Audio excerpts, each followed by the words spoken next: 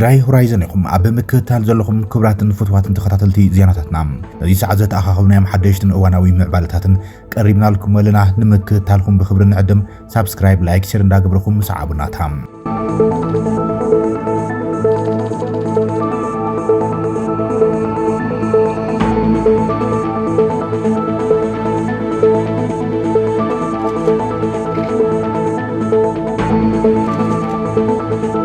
دوواوي جنبار سراوي تግራይ تخبيبه كبل حبيرلهم زحلف علت 6 مغابيت مشت اب كتما مخني زغاطمه زي مرغغعن لو تخصن سيبم هيوت كلته سبات كم زحلف يتغليصم اتي تخصي اقدمون ممحدار كتما مخني مقصار ببيت عفت وحات سلاخو ازز سراوي عطقات وافيرم مشت بمنقسقاسم مسملشان صتانتا كتما توغانيصم كوليوم ፍልፍላት ሓበሬታ አቀድሞም ካፕታ ከተማ ገሊጾም ነይሮም ይኹን በርት ማሊ ንታርጌት ሚዲያ ዝተባሃለ ቻነል ተዘጋጥሞ ኩነታት ብዝርዝር ዘካፈለም አመራርሓ እቲ ሓደጋ ኣብጽሓ ተባሂላ ዝተኸሰተ አርሚ 43 እቲ ዝበሃል ዘሎም ጌጋ አይደለም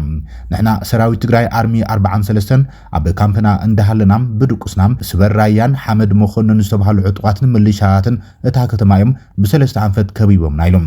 ለተኹነታት ምርግጋ ኣብ ዝፈተናሉ ግን እቶም ዕጥቋት ነቲ ካምፕ ክቆጻጽሩ ዓሊሞም እዮም ቦታውን ሒዞም ክዋጉ መጽኦም ዝበለም ሓላፊ ስልጠና እቲ አርሚ ተጋዳላይ ሶሎሞን ብርሃንም ንምዝራብ ኣብ ዝተፈተነሉም ተኩይሶም ንዓጃቢ አዛዚ እቲ አርሚ ቀቲሎም የሚሎም እቲ ዕላማ ቅንጸላ ነቲ ዋና አዛዚ አርሚ 43 ተጋዳላይ ትንሱ ብርሃነ ዘዓለመ እውንዩ ዝበለ እቲ ሓላፊም ነቲ ካምፕ ሰራዊት ክቋጽሩ ደልዮም ነይሮም እንትኾነግናም እቲ ሰራዊት ካብ ድቃስ ተላዒሎም ቦቱ ሒዙ ዓጽፋው ምላሽ ከይሃበም ነቲ ኩነታት ክረጋጋዕ ፈቲኑ እዩ ክብልዩ ተዛሪቦም ስለዚ እቲ ሓላፊ ስልጠና ሰላምን ምርግጋዕን እቲ ከባቢ ሰላማዊ እዩ ዘሎ ዝበለ ኮይኖም እቲ ዝተፈጠረ ጸገም ከይድገም ናይ ሽምግልና መስርሒና ንጅምር ዘለና ኢሎም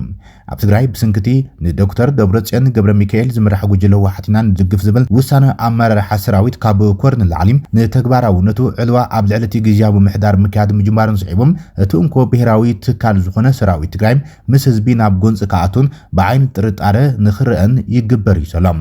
ከም ውፅኢት ድማ ይቃወሙ እዮም ወይ ድማ ናይ ግዝያዊ ምምሕዳር ማሓውር ኣብ ልዕሊ ዝተባሃሉ ተጋሩ ምእሳርን መንግልታዕን ምትኳስን ይካየድ ከም ዘሎም ካብ ትግራይ ዝወፁ ዘለው ጸብጻባት የመላኽቱም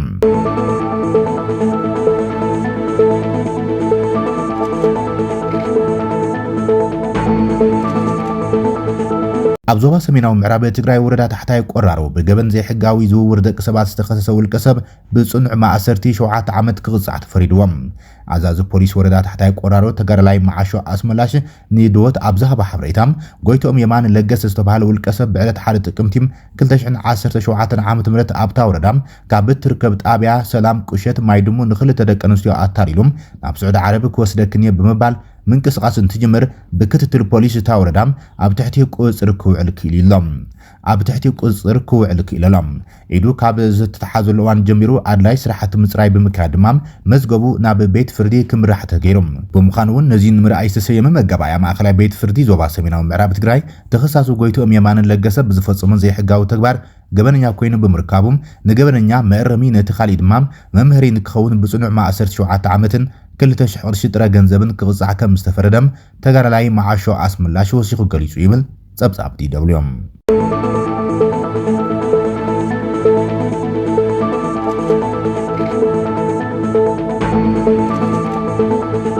ቤት ጽሕፈት ፕሬዝዳንት ኣብ ከበባ ኣትዮም እቶም ነቲ ቤት መንግስትን ከባቢውን ኣሳት ክልተ ዓመታት ተቆጻጺሮም ጸንሑ ጥቃት ኣብ ቀለበት ኣትዮም ተባሂሎም ሰራዊት መንግስቲ ጀነራል አልቡርሃን ንርእሰ ከተማ ካርቱም ሙሉእ ብምሉእ ክቋጸር ተቃሪቡ ከም ዘሎም ኣፍሊጦሎም ሰራዊት ሱዳን ንአርኤስኤፍ ኣብ ከበባ ብምእታው ናብ ሙሉእ ምቁጻር ካርቱም ከም ዝተቃረበ እዩ ገሊጹ ዘሎም ሰራዊት ሱዳን ትማል ሰንበት ኣብ ማእኸላይ ካርቱም ንቅድሚት ብምስጋም ኣብ ጥቃ ቤተ መንግስቲ ፕሬዝዳንትን ካልኦት ህንጻታት መንግስትን ዝርከቡ ሓይልታት አርኤስኤፍ ከም ዝኸበበም ሱዳን ትሪብን ጸብጺባላ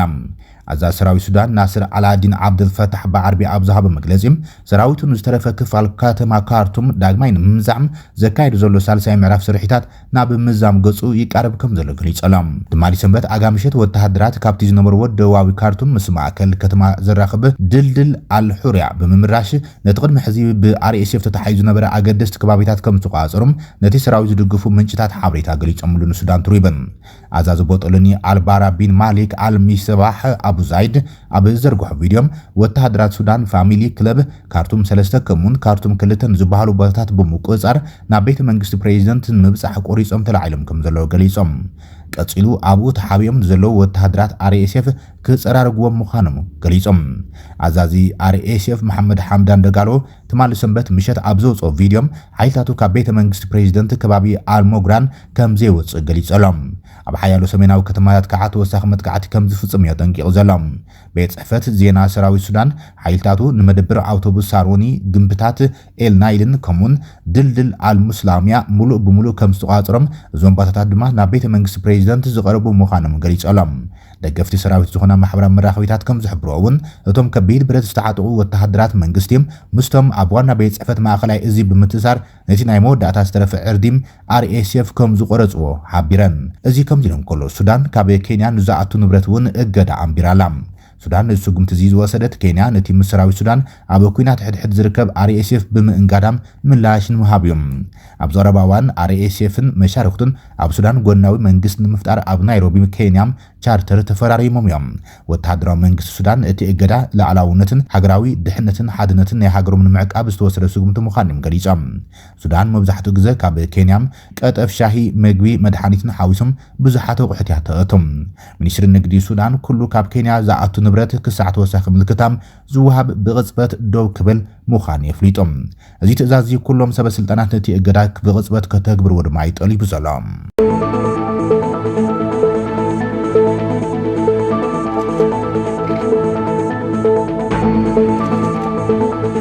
ኣብ ዶባት ኬንያን ሶማልያን ከቢድ ግጭት ከም ዝተወልዐ ተገሊጸሎ እቲ ዶብ ድማ ንግዙ ተሓጽሎም ንግድን ምንቅስቃስን ሰባት ካብ ካንሸሎ ማንደራ ቡላ ሓው ዝተባሃለ ቦታም ደው ከም ዝበለ ተገሊጾም ናይ ኬንያ ንኡስ ወተሃደራዊ ኣሃዱ ቁልጡፍ ምውፋር ሕዚ ተዋፊሩ ኣብ ዶባት ዳሳስ የካይዱ ከም ዘለ ተገሊጸሎም እቲ ስጉምቲ ድማ ኣብ መንጎ ሓይልታት ጸጥታ ኬንያን ሓይልታት ኒሳ ሶማልያን ድሕሪ ዘጋጠመ ግጭት እዮም ኣብ ማዕኸናት ዜና ውሽጢ ዓዲ ኬንያ ከም ፀብፀብኦ መኮንናት ኒሳ ብፖሊስ ኬንያ ዝምርመረሉ ዝነበረም ሰላማዊ ዜጋ ናፃ ንምውፃም ናብ መደብር ቁፅር ዶብ ማንዴራ ምስወረሮም እቲ ግጭት ከም ዝተበገሰ ገሊፆም ኣሎም ኣብቲ ግጭት ሓደ ኬንያዊ መኮንን ከም ዝተቐተለ እዩ ተገሊጹ ዘሎ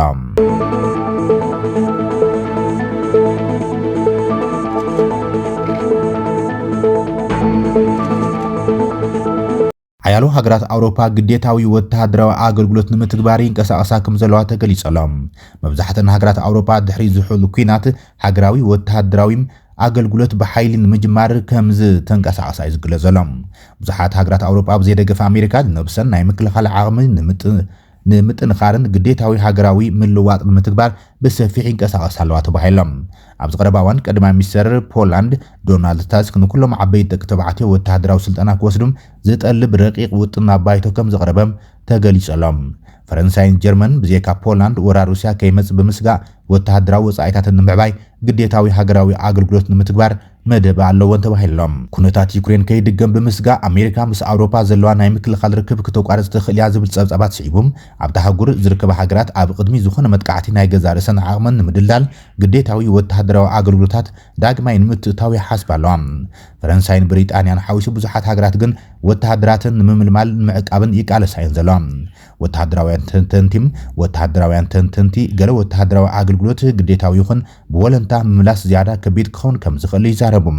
በመሰረት ዩጂኦቪ ዝተኻየደ ዳህሳስ 68 ሚእታዊት ፈረንሳውያን 58 ሚእታዊት ጀርመናውያን ንመንእስያት ግዴታዊ ወተሃደራዊ ኣገልግሎት ምትእታው ይድግፋ በአንጻሩ ጣልያናውያን እንግሊዛውያን ኣብቲ ጉዳይ ዝተማቐሉ እዮም በአንጻሩ 53 ሚእታዊት ስፔናውያን ግዴታዊ ወተሃደራዊ ዕስለ ይቃወሙ ብዙሓት ኤውሮጳውያን ኣብ ዓውደ ውግእ ሃገሮም ክከላኸሉ ድልዋት ከም ዘይኮኑም መጽናዕታት የመላኽቶም ኣብ መንጎ ሕብረተሰብን ወተሃደራትን ዘሎ ርክብ ዘጽንዕ ፈረንሳዊ ኪላም ቤኔዲክት ቹሮን ኣብ ሊበራላዊ ሕብረተሰብ ወተሃደራዊ ገደብ ምግባር ፍጹም ዘይከኣል ይብል እቲ ኪላ ወሲኹም ወራር እንተዘይልዮም ወተሃደራዊ ኣገልግሎት ምፍጻም ንዝኣበዩ ዜጋታት ዘቕጽዕ መምርሒ ምውጻም ፖለቲካዊ ክሳራ ከስዕብ ከም ዝኽእል ዘጠንቀም መብዛሕትአን ሃገራት ኣውሮፓ ድሕሪ ዝሕሉ ኩናት ንወተሃደራዊ ስራሕ ሰሪዝንኦ ግሪክ ቆጵሮስ ኦስትሪያ ስዊዘርላንድ ዴንማርክ ኢስቶንያ ፊንላንድ ኖርዌይን ቱርክን ብወገነን ሃገራዊ ሰራዊትን ምንቅስቃስ ይቕጽላ እየን ዘሎም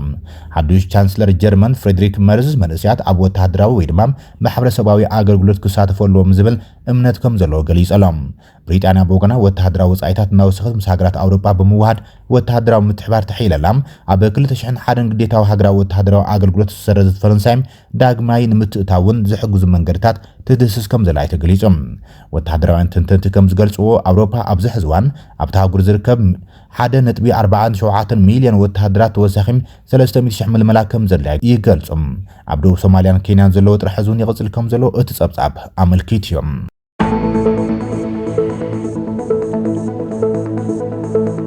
كبراتن فتواتن تخاتل زيناتنا نزي ساعات اخاخبنا محدشتن وانا ومعبالتات نزازيمنا نمكتالكم نمسكن ابزلكم وسنايكم يبزح